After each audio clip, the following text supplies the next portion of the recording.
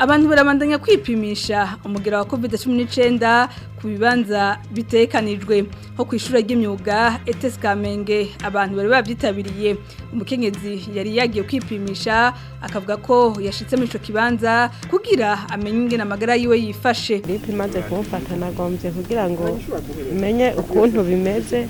yuko yoba ari gripe isanzwe canke yuko noba nanduye iyo Covid kugira ngo bayinkingi akama abandi banyagihugu yuko boza kwipimisha ku bwishi kugira ngo barabe ntibanduza abakomeye kubera banduje abandi bakomeye urumva aterambere twoba turiko turanduza abandi. Umwe mu bari ngaho agasaba ariko ko isaha ya 2 z'agatondo yo kubahirizwa kuko gushika igihe cy'isaha 4:30 z'agatondo ico gikorwa kitari bwatangure. Turashima utazeza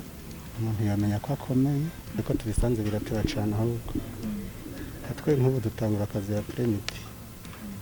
ariko ndamaze kubona ko mega duhava tutaha tudapima byiza bonyerutse bagatangurira ku masaha nyene y'akazi kugira abantu bose boroherwe ko hari igihe umuntu yabasabye nka permission ku kazi umva guhaye nk'isaha imwe ntibikunda.